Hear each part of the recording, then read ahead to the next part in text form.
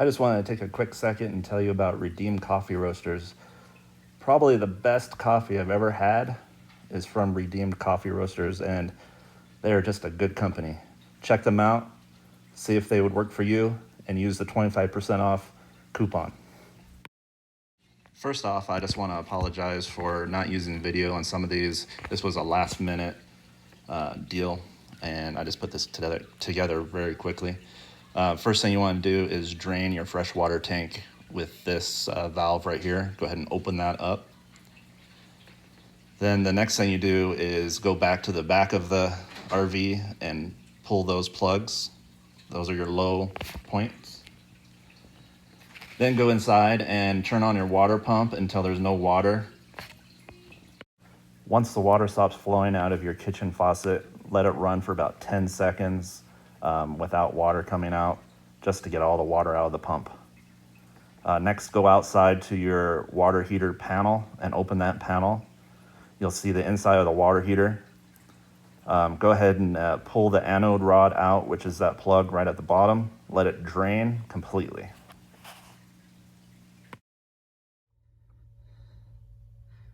One thing I did notice about the water heater bypass on the 17B is it's actually a 2-valve system instead of a 3-valve system. Most water heaters that I've seen have 3 valves. One for the bypass, one for the cold, and one for the hot. Well, when you close the cold and you close the hot, it actually ends up being the bypass. So don't get confused, don't get worried if you go in there and you're like, where's my other valve? It doesn't have it.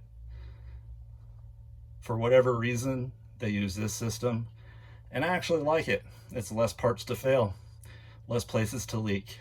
So, yay!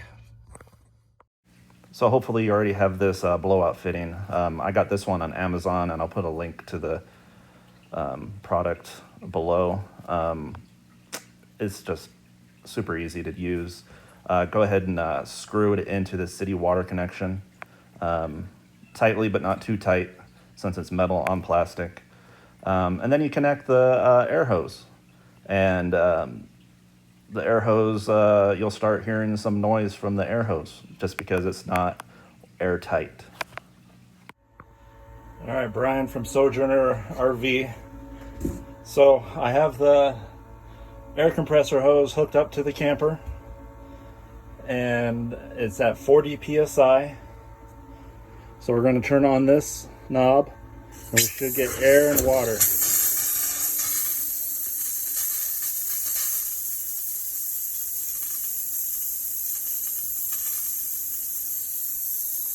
It helps to have a air compressor that has a big tank.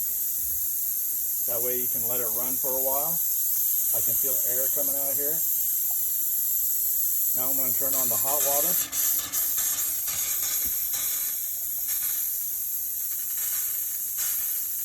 And I do this until I don't see any mist, I don't see any water or anything, just air coming out of it.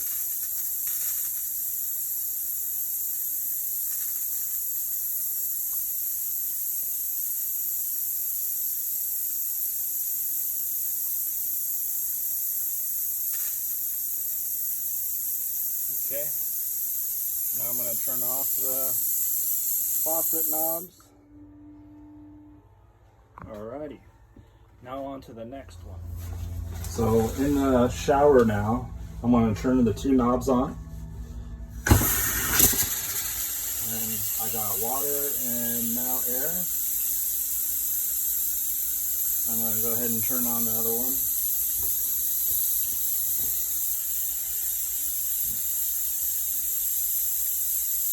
I'll hold that for a good little bit. And if you have a small air compressor, it will run pretty much non-stop.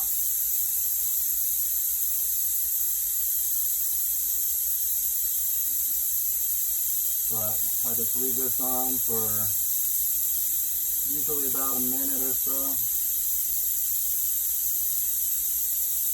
until I'm convinced that there's no more water in there. Okay, go ahead and turn off the knob. No more air coming out. Hopefully this is clean, and it is.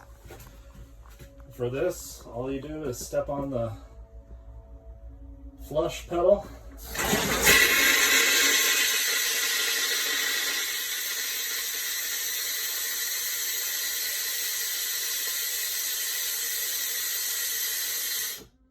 And for the toilet, you want to go even longer than the other faucets, because the toilets, for some reason, take longer to actually flush out all the water.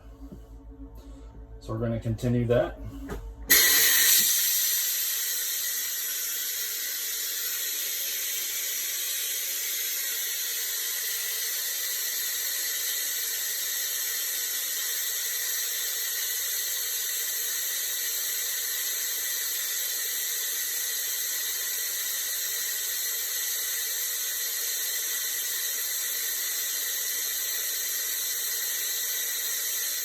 Okay, now when I have all of that done, first time around, I like to go ahead and do it all over one more time, just in case water got pushed into other pipes and hoses.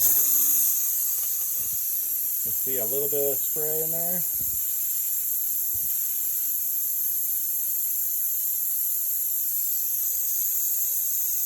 And when I do the faucets on this, I do each knob independently. As you can see, the hot water hose had quite a bit left over. Now, if you don't do this part, there's going to be a little bit of water left in there, and it can possibly freeze on you. Good news is the 17b by Coleman only has one faucet sink, one toilet, and one shower. That's all you have to do. I'm pretty pleased with how that is right now. Now I'm going to go back to the shower and again do one at a time.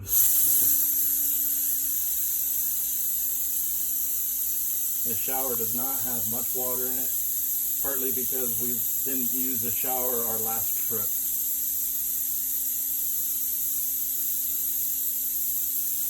I'm pretty happy there.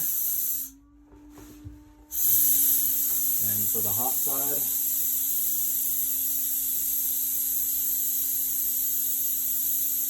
I'm real happy with the shower. Didn't have much water in it at all. Okay, now the toilet one more time, and this is loud.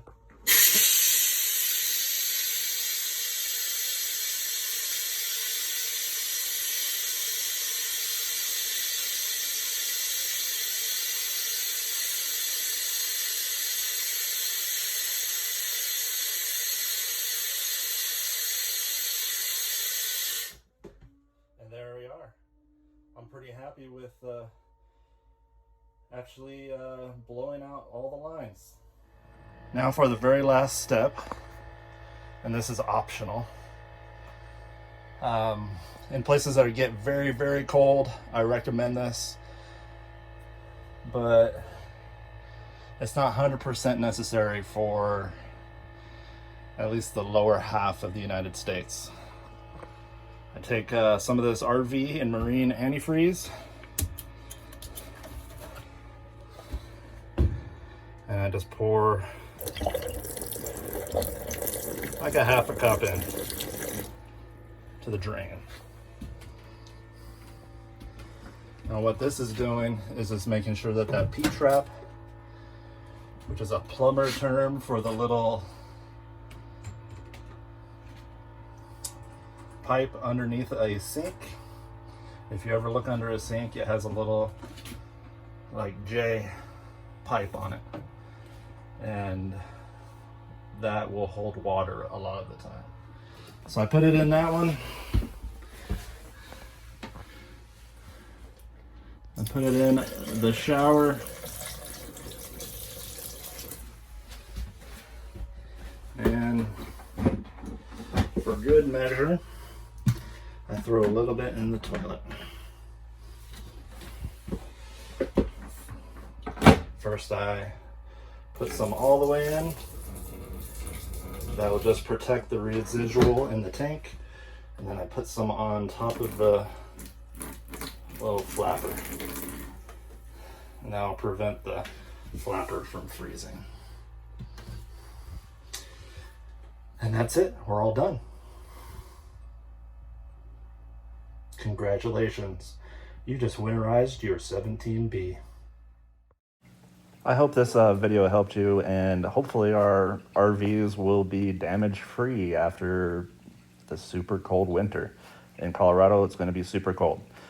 So if you liked it, please like this video and subscribe. If you have any questions, please comment at the bottom. Thanks.